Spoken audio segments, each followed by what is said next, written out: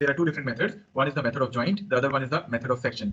Method of joint क्या होता है कि जब आपने complete trust की एनालिसिस करनी है, यानी ट्रस्ट के हर मेंबर में फोर्स फाइंड करनी हो, तो फिर आप मेथड ऑफ जॉइंट का इस्तेमाल करते हैं. इसके मुकाबले में जो मेथड ऑफ सेक्शन है वो हमने देखा था कि it is based on the principle of equilibrium of a rigid body, और आप ये उस सूरत में इस्तेमाल करते हैं जब आपने कंप्लीट ट्रस्ट के बजाय ट्रस्ट के कुछ स्पेसिफिक मेंबर्स में से फोर्सेस जो है वो डिटरमिन करनी हो. क्योंकि ये equilibrium of a rigid body के ऊपर बेस करता है, तो equilibrium of a rigid body अगर आपको याद हो चैप्टर नंबर 5 में we studied 3 different set of conditions for equilibrium of a rigid body. The first set involves two force equation and one moment equation. The second set involves two moment and one force equation, and the third set involves the three moment equation. तो आप इन तीनों में से कोई भी एक set इस्तेमाल कर सकते हैं for analysis of that particular section जो ट्रस्ट का आपने कट किया होगा. तो मेथड ऑफ सेक्शन की जो हमने कल बात की थी, when we need to find out the force in only a few members of a trust, then we can use the method of section for performing the analysis. It is based on the principle that if the entire trust is in equilibrium, then any section or segment being considered is also going to be in equilibrium. हम कहते हैं कि चूंकि आपके पास जो method of section है वो इस चीज पे बेस करता है कि अगर ये ट्रस्ट इक्विलिब्रियम में, तो इसका मतलब क्या है कि अगर आपका कोई भी सेक्शन कट करेंगे तो that particular section would also be in equilibrium. So the method of section can be used to cut or section the members of an entire truss. कल हमने बात की थी कि हम किस तरह किसी भी सेक्शन को कट कर सकते हैं ट्रस्ट के for the purpose of its analysis. I hope कि यहाँ इसी पॉइंट पे हमने कल स्टॉप किया था, कल का लेक्चर.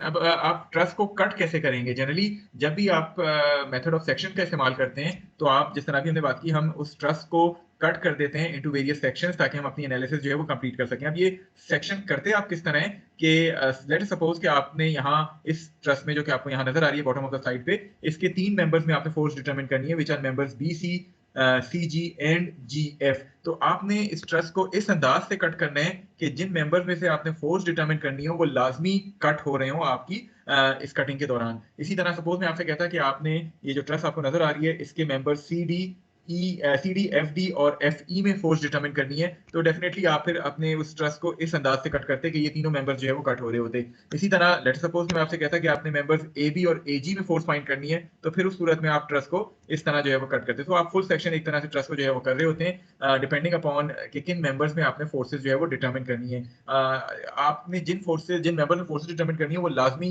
कट होने चाहिए आपके सेक्शन में. मोरओवर आपके पास अभी जैसे हमने बात की, you have only 3 independent equilibrium equations, whether you are using set 1, set 2 और set 3 of those equilibrium equation for a rigid body. आपके पास at a time 3 independent equations equilibrium की जो है वो मौजूद होती हैं. सो इट मींस दैट आप मैक्सिमम 3 अननोन्स के लिए इन इक्वेशन को सॉल्व कर सकते हैं. लिहाजा जब भी आप किसी भी सेक्शन को कट करेंगे इस मेथड ऑफ सेक्शंस के लिए, तो इस बात का ख्याल रखें कि आपके पास 3 से ज्यादा मेंबर जिनमें फोर्सेस अननोन है वो कट सेक्शन में नहीं होने चाहिए. मैक्सिमम 3 मेंबर जो है वो कट होने चाहिए, क्योंकि आपके पास इन द एंड 3 इक्वेशंस आएंगी इक्विलिब्रियम की. आप इन तीनों इक्वेशंस को सॉल्व करते हुए उन अननोन फोर्सेस को जो है वो डिटरमिन कर सकते हैं. जैसे कि मैंने अभी बात की, अगर हम इस ट्रस्ट को कंसीडर करें और आपसे कहा जाए कि आप मेंबर्स BC, GC और GF में फोर्स डिटरमिन करें, तो इसका मतलब क्या है कि आप इस ट्रस्ट को यहां से कट करेंगे कि ये तीनों मेंबर्स BC, GC और GF जो है वो कट हो रहे हो. उसके बाद आप करते क्या हैं कट करने के बाद कि आप इन दोनों में से किसी भी एक सेक्शन की फ्री बॉडी डायग्राम जो है वो ड्रॉ करते हैं. Either that can be the left section or that can be the right section. यहाँ सिर्फ आपको समझाने के लिए दोनों सेक्शंस की फ्री बॉडी डायग्राम जो है वो ड्रॉ की गई है, लेकिन आप जब एनालिसिस कर रहे होंगे तो आप किसी एक सेक्शन की फ्री बॉडी डायग्राम बनाएंगे जिसको आप अपनी एनालिसिस में इस्तेमाल कर रहे होंगे. अब ये किस तरह आप जज करेंगे कि राइट वाला सेक्शन ज्यादा आराम से आप यूज कर सकते हैं फॉर द एनालिसिस और लेफ्ट वाला सेक्शन जो है वो आपको ज्यादा बेहतर सोल्यूशन देगा. वो डिपेंड करता है कि आपके पास कितनी नंबर ऑफ फोर्सेज इन्वॉल्व हैं इन दोनों सेक्शन में. फॉर एग्जाम्पल आपको फ्री बॉडी डायग्राम A और B में नजर आ रही है दोनों सेक्शंस की कट हुई हुई.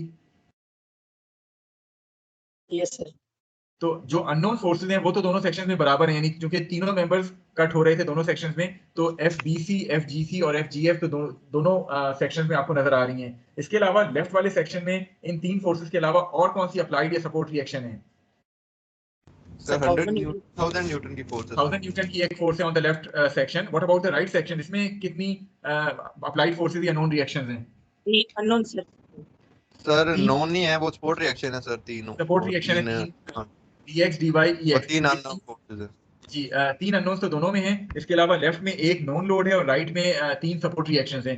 सो चूंकि number of forces which are being involved in the left section are much smaller as compared to the number of forces in the right hand section, therefore हम अपनी एनालिसिस के लिए इस लेफ्ट वाले सेक्शन को जो है वो इस्तेमाल करेंगे rather than using the right section. ये सिर्फ आपको समझाने के लिए दोनों सेक्शन शो किए गए हैं, लेकिन जब आप अपनी एनालिसिस कर रहे होंगे तो आपने उस सेक्शन को सेलेक्ट करना है कट होने के बाद, उसकी फ्री बॉडी डायग्राम ड्रॉ करनी है जिसमें नंबर ऑफ फोर्सेज जो है वो कम हो, ताकि आपका सोल्यूशन थोड़ा सा सिंप्लीफाई हो जाए। जिस तरह लेफ्ट सेक्शन में सिर्फ एक फोर्स है which is 1000 Newton force, right section की अगर हम बात करें तो उसमें ये सपोर्ट रिएक्शंस आ रहे हैं और साथ साथ आपका ये ई एक सपोर्ट रिएक्शन आ रहा है, तो आपकी नंबर ऑफ फोर्सेस चूंकि ज्यादा हैं, देयरफॉर आप अपनी एनालिसिस के लिए इस लेफ्ट सेक्शन को चूज करेंगे तो वो ज्यादा सिंप्लीफाइड सोल्यूशन देगा। Although exam point of view से कोई हार्ड एंड फास्ट रूल नहीं होगा कि आप किस सेक्शन को सिलेक्ट करते हैं, लेकिन आपने अपने सोल्यूशन को सिंप्लीफाई करने के लिए उस सेक्शन को सिलेक्ट करना है जिसमें कम फोर्सेज जो है वो इन्वॉल्व होंगी। ओके अब जब आप फ्री बॉडी डायग्राम बनाते हैं तो फ्री बॉडी डायग्राम में जो जो मेंबर्स कट हो रहे थे, आपने उन मेंबर्स की फोर्सेस को एज अ अननोन फोर्स के तौर पे शो कर दिया। सो FBC is an unknown force, FGC is also an unknown force क्योंकि मेंबर कट हो रहा था, और साथ साथ FGF is also an unknown force. अब इसमें दो को आपने टेंसाइल के तौर पे शो किया है, एक को कंप्रेसिव के तौर पे शो किया है। वजह क्या है इसकी?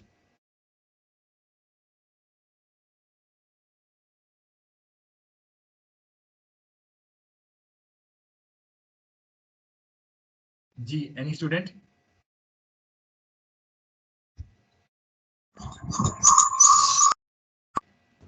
सर इसको इक्विलिब्रियम में रखने के लिए फोर्स होनी होगी ना।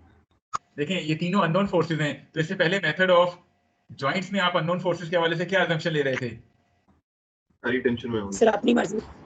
सारी टेंशन में हम अज्यूम कर रहे थे। Basically there are two methods of assuming the direction of any unknown force. वही दो मेथड्स जो हमने मेथड ऑफ जॉइंट्स में भी इस्तेमाल किए थे। पहला मेथड क्या है कि आप इंस्पेक्शन करके डिसाइड कर लें कि कौन से मेंबर जो है वो टेंशन में होंगे, कौन से जो है वो कंप्रेशन में होंगे, सॉल्व करें। अगर किसी भी मेंबर का डायरेक्शन यानी साइन नेगेटिव आ जाता है तो आप अपनी अजम्पशन उस हवाले से रिवर्स कर सकते हैं। But this is a very complicated method, जिसमें अगर आपने किसी को टेंशन में अज्यूम किया हुआ है, उसका साइन नेगेटिव आए तो उसको कंप्रेशन में कर लें, अगर किसी को कंप्रेशन में किया हुआ है उसका साइन नेगेटिव आए तो आप उसको टेंशन में कर लें। तो वो याद रखना कि किसको टेंशन में सपोज किया था, किसको कंप्रेशन में सपोज किया था, वो कंफ्यूजन क्रिएट करता है। लिहाजा अगर आपको याद हो, हमने पूरे मेथड ऑफ जॉइंट में मेथड नंबर 2 का इस्तेमाल किया था for assuming the direction of an unknown force. Method number 2 क्या कहता था कि हम तमाम लिंक्स जो हैं उनको टेंशन में अज्यूम करेंगे, यानी उनकी फोर्सेस को हम अवे फ्रॉम दैट जॉइंट जो है वो शो करेंगे। अगर किसी का साइन नेगेटिव आ जाता है तो हम उस पर्टिकुलर लिंक के हवाले से अपनी अजम्पशन रिवर्स कर लेंगे। तो इसमें याद रखने की जरूरत नहीं होती कि हमने किसको टेंशन में सपोज किया, किसको कंप्रेशन में। तमाम को हम टेंशन में सपोज कर लेंगे, अज्यूम कर लेंगे, सॉल्व करेंगे, आंसर जिसका भी नेगेटिव आए उसको हम रिवर्स कर लेंगे अजम्पशन को। So the same method is going to be applied here as well. सो हम अगर इस पर्टिकुलर केस की एनालिसिस कर रहे होते तो हम FGF को भी टेंशन में ही सपोज करते, that is it is being drawn away from that section जो कि हम कंसीडर कर रहे हैं। So we are always going to use method number 2 for assuming the direction of an unknown force, that is all the unknown forces are again assumed to be in tension। Equation of equilibrium apply करेंगे, जिस force का sign भी negative आ जाएगा उसके हवाले से हम अपनी अजम्पशन को रिवर्स कर देंगे। Is this point clear to all of you? Yes sir. चलिए अब आपने इसकी फ्री बॉडी डायग्राम बनाई लेफ्ट वाले सेक्शन की, तो आपको ये तीन अननोन फोर्सेस मिली और साथ साथ आपको एक नोन लोड 1000 न्यूटन का जो है वो मिल गया था। अब आपके ख्याल में हमें किस पॉइंट के अबाउट मोमेंट लेनी चाहिए जिससे हमारे पास किसी एक अननोन फोर्स की वैल्यू मिल जाए?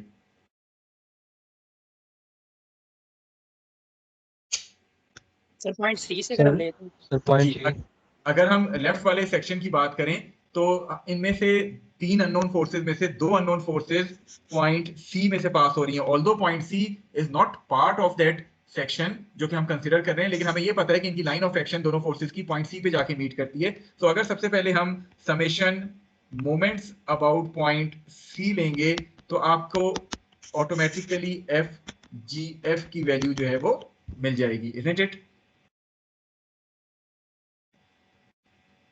सर पॉइंट जी भी ले सकते हैं ना?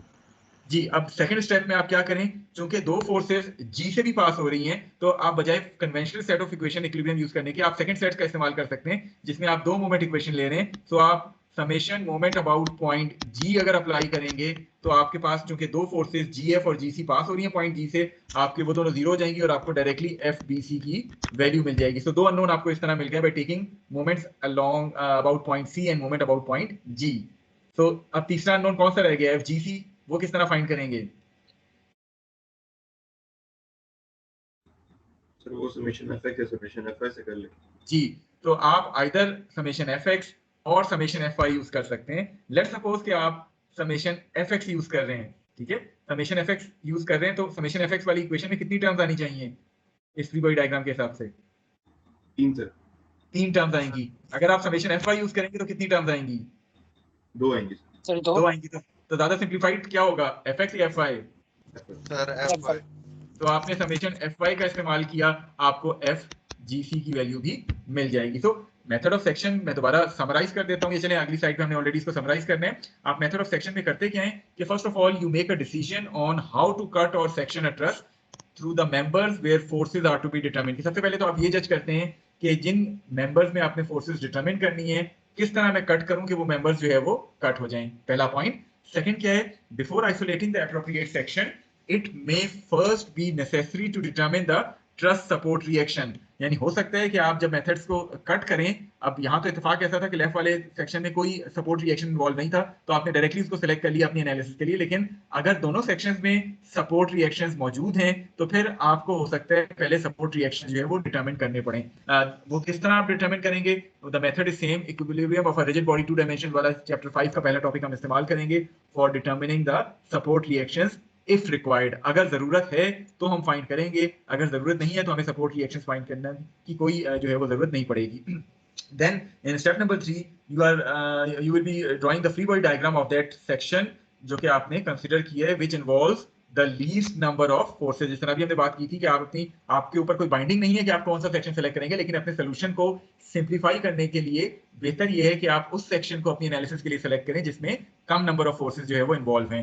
Then you are going to use not one of the two methods, you are going to use method number 2 for establishing the sense of an unknown member force. That is आप तमाम unknown forces को as a tensile force के तौर पे assume करेंगे। Moments should be summed about a point that lies at the intersection of the lines of action of two unknown forces। जिस तरह की हमने कहा, आप कोशिश करें कि मोमेंट्स उन पॉइंट्स के अबाउट सम कर लें जिस पे एटलीस्ट 2 अननोन फोर्सेस जो है वो पास हो रही हो, ताकि आपको थर्ड की वैल्यू जो है वो मिल जाए। इसी तरह आप बाकी 2 फोर्सेस की वैल्यू जो है वो या तो फोर्स समेशन से निकाल लें, या एक मोमेंट एक फोर्स से निकाल लें, या इवन आप तीनों मोमेंट इक्वेशन को यूज करते हुए अपनी अननोन फोर्सेस को फाइंड कर सकते हैं। So this is the complete procedure for finding the forces and various members of a trust using the method of section। कोई क्यूरी आपकी प्रोसीजर के हवाले से हो तो आप पूछ सकते हैं, अदरवाइज फिर हम एक या दो एग्जांपल सॉल्व करते हैं जिसमें हम इस मेथड ऑफ सेक्शन का इस्तेमाल कर रहे होंगे। जी एनी क्यूरी? सर ये लास्ट स्टेप क्या है? लास्ट स्टेप एक बार समझा। देखिए कौन सा ये if two unknown forces are parallel, इसकी बात कर रहे हैं? यस। देखिए वो यही है कि आपने मोमेंट इक्वेशन यूज करके एक अननोन तो निकाल लिया, अब बाकी 2 अननोन रह गए, वो आप या तो summation F X summation F Y से निकाल लें, या आप चाहें तो एक मोमेंट एक फोर्स से निकाल लें, या आप चाहें तो मजीद 2 मोमेंट्स को इस्तेमाल करते हुए निकाल सकते हैं। ये लास्ट स्टेप्स आपको क्लियर हो जाएंगे अभी जब हम एग्जांपल्स करेंगे कि आप इस सेक्शन देखते हुए कि मोमेंट ज्यादा फिजिबल होगी या फोर्स ज्यादा फिजिबल होगी, आप वो वाली इक्वेशन इक्विलिब्रियम की इस्तेमाल कर सकते हैं। Okay, so these are the examples and problems। इनमें से कुछ एग्जांपल्स हम आज सॉल्व करेंगे, और आई होप कि ऑल ऑफ यू रिमेंबर कि हमारी कल भी वो 1 घंटे वाली एक्स्ट्रा क्लास होगी 12:25 से 13:15। तो कल की क्लास में हम इस चैप्टर को खत्म कर लेंगे, और इंशाल्लाह फिर नेक्स्ट वीक हम फ्रिक्शन का चैप्टर जो है वो फ्रिक्शन के चैप्टर जो है वो स्टार्ट करेंगे। Okay, starting with example 6-5, a trust structure is being shown to you। The trust is being acted upon by 2 applied forces of 400 newtons at point E and 1200 newtons at point C। Moreover, the truss is being supported by a pin joint at A and a roller at C।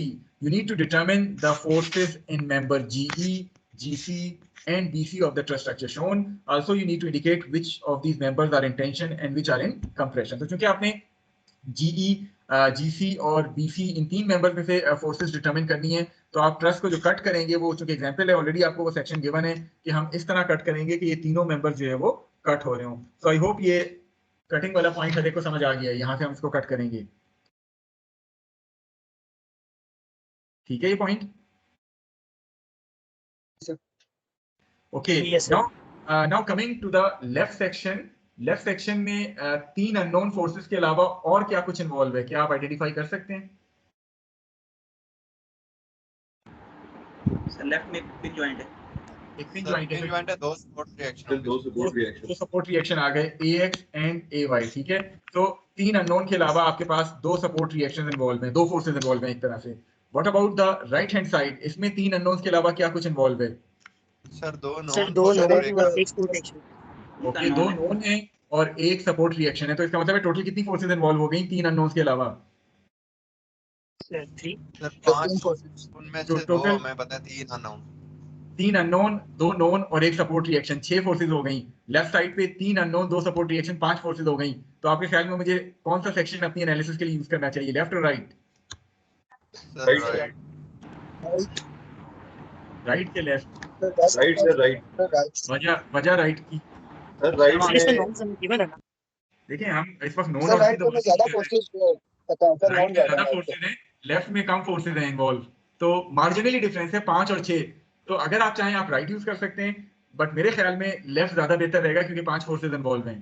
Sir अगर पहले बंदा equilibrium पूरी body को rigid ले और फिर हाँ। इनमें से एक निकाल ले, ए वाई या डी वाई निकाल ले, उसके बाद सॉल्व करे। बिल्कुल, वो तो सब देखें, जो भी आप सेक्शन सेलेक्ट करेंगे ना, whether it is the left section और द राइट सेक्शन, क्योंकि दोनों में सपोर्ट रिएक्शंस इन्वॉल्व हैं, तो सपोर्ट रिएक्शंस तो आपको हर हाल में फाइंड करने ही पड़ेंगे। जी सर। ठीक है, तो सपोर्ट रिएक्शन तो आपको फाइंड करने ही करने हैं। अब सिर्फ चॉइस ये है कि मैं फ्री बॉडी डायग्राम लेफ्ट वाले की बनाऊंगा या राइट वाले की बनाऊंगा, आपकी अपनी चॉइस है। यहाँ मेरे ख्याल में लेफ्ट वाला सेक्शन जो है वो ज्यादा फिजिबल रहेगा, तो मैं अपनी एनालिसिस में लेफ्ट वाला यूज करता हूँ। आप समझ लें इसको, और उसके बाद अगर आप चाहें तो आप अपने सोल्यूशन में राइट वाला भी इस्तेमाल कर सकते हैं। Okay, now since the left section involves support reactions AX and AY, तो सबसे पहले तो मैं सपोर्ट रिएक्शंस को जो है वो डिटरमिन करूंगा। एनी आइडिया कि सपोर्ट रिएक्शंस कैसे डिटरमिन होने? तो समेशन इफेक्ट्स पूरी बॉडी पे लेने। ओके, पूरी ट्रस के ऊपर मैंने समेशन एफएक्स जब अप्लाई किया, चूंकि ट्रस इक्विलिब्रियम में है, it means that AX should be equal to -400, isn't it? जी सर बिल्कुल। ठीक है, ओके, मुझे AY भी डिटरमिन करनी है। तो AY डिटरमिन करने के लिए अगर मैं summation moments about point B कर लेता हूं, तो it will give me the value of AY। मैं डायरेक्टली वो वैल्यू लिख दूं, जी सर। तो AY comes out to be 300 Newton. ठीक है, यहां तक कर लेंगे? अरे कोई डाउट तो नहीं है किसी को, क्योंकि हमारे पिछले चैप्टर की रिवीजन है। सर ये आपने कंप्लीट रिजिड बॉडी पे ये ले लिया ना। जी, ये कंप्लीट रिजिड बॉडी के लिए यूज की है। सपोर्ट रिएक्शन हमेशा कंप्लीट रिजिड बॉडी को इस्तेमाल करते हुए डिटरमिन करते हैं। Okay, now coming to our analysis. अभी हमने जिस तरह बात की है कि हमने लेफ्ट सेक्शन को सिलेक्ट किया है, अगर हम फ्री बॉडी डायग्राम बनाएं उस लेफ्ट सेक्शन की, तो ये आपके पास कुछ फ्री बॉडी डायग्राम आएगी जिसमें ये A, G और B ट्राइंगल है। जो आपके पास अननोन फोर्सेज हैं, the first unknown forces is FGE, तो this is going to be FGE। इसके अलावा एक अननोन फोर्स आपके पास FGC है जो कट हो रही है, और तीसरा अननोन फोर्स आपके पास FBC है। ऐसा ही है। इसके अलावा आपके पास जो सपोर्ट रिएक्शंस आए हैं वो क्या आए हैं कि AY आपके पास आ गया है जो कि पॉजिटिव आया है, इट मींस कि उसका डायरेक्शन ये होगा। AX आपके पास नेगेटिव आया है, इसका क्या मतलब है? सर इसका डायरेक्शन लेफ्ट साइड। तो इसका डायरेक्शन लेफ्ट की तरफ है, isn't it? तो आपने ये बना ली है। इन पॉइंट्स को अगर मैं लेबल कर दूं, this was my point A, this was point G and this was point B। Okay, now what should be the point जिसमें से दो अननोन फोर्सेस पास हो रही हैं? क्या आप आइडेंटिफाई कर सकते हैं उस पॉइंट को? सर A और G सर। G sir.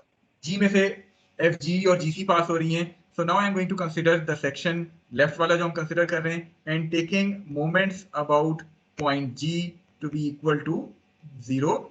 सबसे पहले AX मोमेंट बनाएगा पॉइंट G के अबाउट। यस सर बनाएगा सर। परपेंडिकुलर डिस्टेंस कितना है AX का G से? सर 3। 3। ओके, और ये पॉइंट G के अबाउट क्लॉकवाइज मूवमेंट बना रहा है या counter clockwise? Sir counter clockwise. दोबारा देखिए, क्लॉकवाइज में आ रहा है। क्लॉकवाइज यस बना सर रहे हैं। क्लॉक। तो नेगेटिव साइन आ गया। अगर मैं AY की बात करूं तो इसका G से परपेंडिकुलर डिस्टेंस कितना है? Sir 4 metre. 4 मीटर। और AY जो है वो क्लॉकवाइज मूवमेंट बना रहा है या काउंटर क्लॉकवाइज? क्लॉकवाइज। क्लॉकवाइज, तो अगेन नेगेटिव आ गया। उसके बाद और कोई फोर्स जो पॉइंट G के अबाउट मूवमेंट बना रही है? FBC। Sir BC। ठीक है, FBC का पॉइंट G से परपेंडिकुलर डिस्टेंस कितना है? सर 3। जी। और FBC क्लॉकवाइज या counter clockwise? Counter counter clock. यही तीन फोर्सेज हैं जो मूवमेंट बना रही हैं। it means that once you solve it, you are going to get the value of FBC to be equal to 800 Newton, and since this value comes out to be positive, it means कि FBC जो है वो tensile force होगी. Clear है यहाँ तक?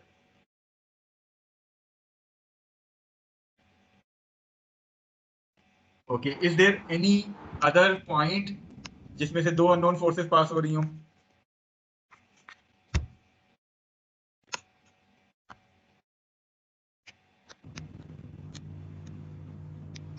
Sir, point C.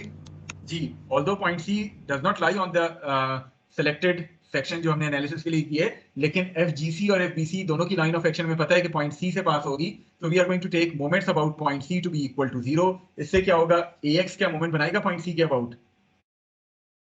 हाँ sir वो उसमें से पास कर रहे हैं. पास हो रहे हैं, इट मींस कि वो मोमेंट नहीं बनाएगा. What about AY? इसका डिस्टेंस कितना है पॉइंट C से? सर 8. क्लॉकवाइज मोमेंट बनाएगा C के अबाउट. Yes sir. और इसके अलावा और force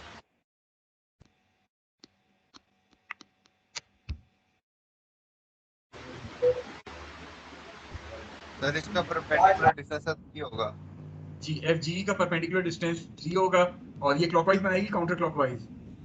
sir clockwise. Clockwise.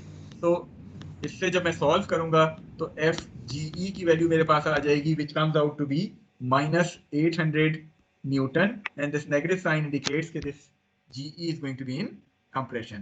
Clear है यहाँ तक? Yes sir. Okay, what is the unknown which has not been evaluated yet? FGC.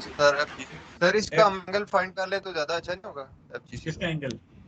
FGC का सर अगर हम एंगल फाइंड करें. देखिए, FGC का बिल्कुल अभी हमें जरूरत पड़ेगी. FGC हम डिटरमिन कैसे करेंगे?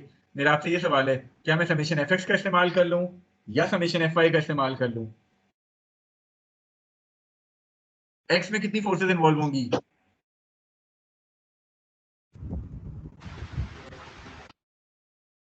Sir 3 forces. मेरे ख्याल में तो 4 होंगी. आप समेशन FX करेंगे तो यस सर वो BC भी है जैसे 4 होंगे. तो व्हाई नॉट यूज साइन या y कंपोनेंट क्यों ना यूज कर लें? उसमें कितनी फोर्सेस आएंगी? सर सर उसमें 3. यार 2 आएंगी, 3 कहां से आएंगी? 2 आएंगे. ठीक है, तो अगर मैं समेशन FY इक्वल टू 0 कर लूं, उसके लिए मुझे GC के कंपोनेंट की जरूरत पड़ेगी. तो कंपोनेंट के लिए या मैं वो एंगल निकाल लूं या मैं ये भी कर सकता हूं, मुझे ये साइड 3 पता है, तो आई नो कि this is 3, this is 4. Pythagoras theorem से हाइपोटेन्यूज कितना होता है 3 4 के हिसाब से? 5 होता है. तो नाउ समेशन FY मुझे देगा AY और माइनस FGC. कौन सा कंपोनेंट आएगा? 3/5. So I can write FGC to be equal to 500 Newton. और पॉजिटिव आने का क्या मतलब है कि ये टेंशन में आई है. Is it clear to all of you? Yes sir. अच्छा, चलें, मेरा आपसे एक नेक्स्ट क्वेश्चन है. मैंने समेशन MG और समेशन MC तो इस्तेमाल कर लिया, उसके बाद मैंने समेशन FY लिया है. तो क्या मैं कोई और मोमेंट की इक्वेशन यूज कर सकता था for finding this FGC?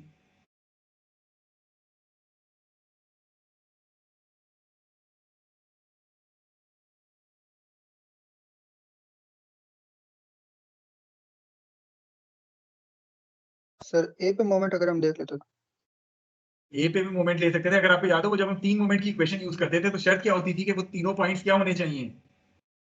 Sir concurrent होने चाहिए. नहीं यार, कंकरेंट इक्विलिनियर नहीं होने चाहिए. याद आया? जब 3 मोमेंट इक्वेशन आप यूज कर रहे हैं इक्विलिब्रियम में, तो इट मींस कि वो 3 पॉइंट्स कोलिनियर नहीं होने चाहिए, सेम लाइन पे ना लाई करते हो. ठीक है? Do you remember that condition?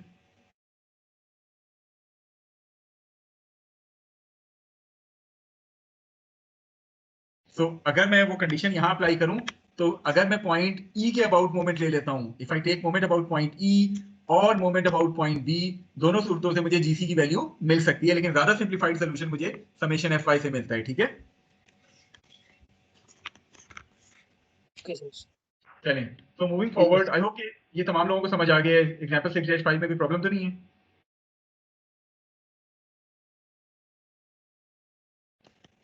Moving to the next example, in which we are asked to determine the force in member CF of the trust shown, यानी सिर्फ एक मेंबर में फोर्स फाइंड करनी है, which is this member CF, indicate whether that member is in tension और compression.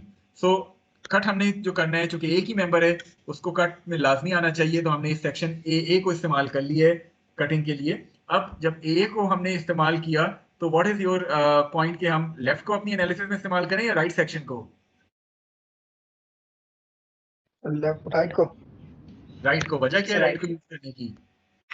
इसमें sir, unknown forces वो forces कम है सर यहाँ पे। इसमें फोर्सेस कम है, यानी 3 अननोन्स के अलावा सिर्फ और सिर्फ 2 और फोर्सेस आ रही हैं, one is the applied load and one is the support reaction. तो टोटल 5 फोर्सेस इन्वॉल्व हैं। अगर मैं लेफ्ट की बात करूं तो 3 अननोन्स के अलावा 1 नोन और 2 सपोर्ट रिएक्शन, तो 6 हो जाती हैं। तो बेहतर ये है कि मैं राइट साइड वाले सेक्शन को अपनी एनालिसिस के लिए इस्तेमाल करूं, और जब मैं राइट साइड वाले सेक्शन को इस्तेमाल कर रहा हूँ तो इट मीन्स कि मुझे इस EY की जरूरत पड़ेगी, which is the support reaction. मैं इस पूरी ट्रस्ट को कंसिडर करके क्या EY डिटरमिन कर सकता हूँ?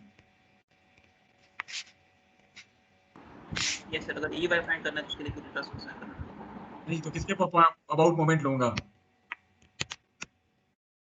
ये सर एक ही अबाउट, क्योंकि वहाँ पे 2 सपोर्ट फोर्सेस जी, तो मैंने ए के अबाउट मोमेंट लिया, इससे मुझे EY की वैल्यू मिल गई। मैं डायरेक्ट वो वैल्यू लिख रहा हूँ इस असम्पशन पे कि आप फाइंड कर लेंगे 4.75 किलो न्यूटन आपको EY की वैल्यू मिल गई। Okay, now once that EY is known to me, now I can use the left section. मैं फ्री बॉडी डायग्राम अलग से बनाने के बजाय इसी फ्री बॉडी डायग्राम के ऊपर अननोन फोर्सेस शो कर देता हूँ। तो एक अननोन मेरे पास ये आ जाएगा FGF, जो मैं लेफ्ट साइड वाले सेक्शन को कंसीडर कर रहा हूँ।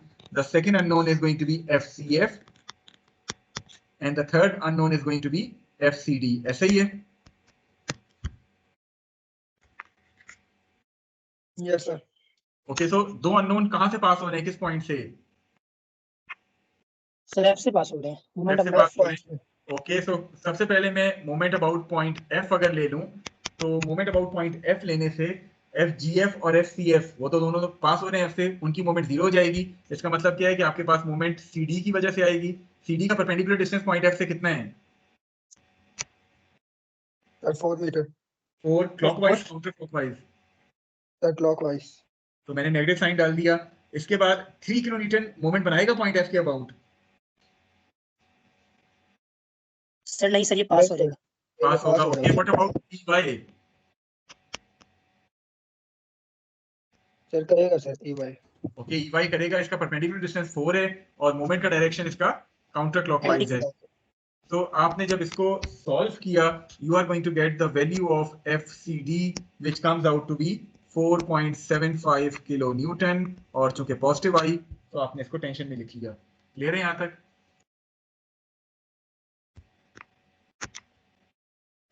Next, yes sir. किस पॉइंट के अबाउट में मोमेंट ले सकता हूं जिसमें से 2 अननोन पास हो रहे हो? सर पॉइंट C से। Point C. Okay, so taking moments about point C to be equal to 0, FCF और FCD दोनों point C से पास हो रही है, इट मींस कि इसका मोमेंट 0 हो गया। FGF का आपने मोमेंट निकालना है, लेकिन FGF को आप मोमेंट की फॉर्म में किस तरह निकालेंगे? आप इसको 2 कंपोनेंट्स की फॉर्म में वेरिगन्स थ्योरम का इस्तेमाल करेंगे, isn't it?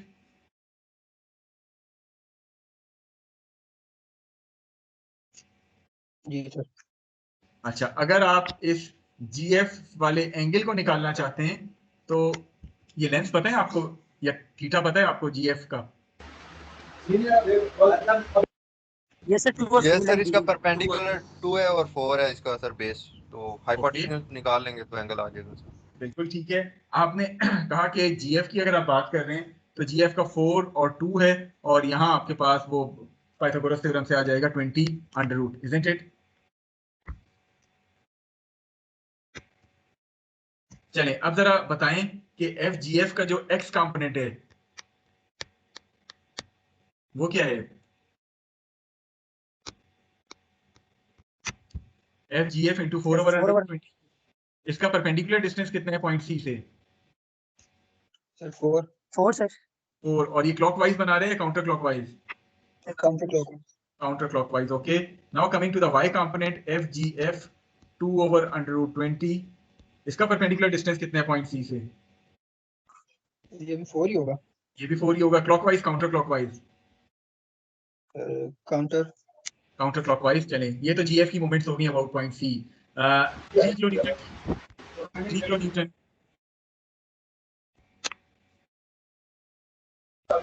इसका 4 होगा। 4 होगा क्लॉकवाइज काउंटर क्लॉकवाइज? क्लॉकवाइज। इसके अलावा ई वाई उसका परपेंडिकुलर डिस्टेंस पॉइंट सी से कितना है? 8 है। और काउंटर क्लॉकवाइज बनाएगा तो इसको आपने 0 के बराबर पुट कर लिया। Once you solve it the value of F G F comes out to be -4.8 kilo newton and negative sign says कि ये आपके पास कंप्रेशन में आनी चाहिए। कंप्रेशन दो अननोन आपने फाइंड कर ली, लेकिन स्टिल जो कहा गया था सी एफ वो अभी तक हमने डिटरमिन नहीं किया है। वो कैसे करेंगे? चलो सिग्मा एफ एक्स या सिग्मा एफ वाई जी यूज कर। तो इनमें से कोई एक इक्वेशन का आप इस्तेमाल कर लेंगे। फॉर एग्जांपल मैं यहाँ सिग्मा एफ एक्स का इस्तेमाल करता हूँ तो मेरे पास ये 3 टर्म्स आएंगी। इसमें ये वाली जो टर्म है ये चूंकि अननोन है, वंस यू सॉल्व इट आपके पास इस अननोन की वैल्यू भी मिल जाएगी। Is it clear to all of you?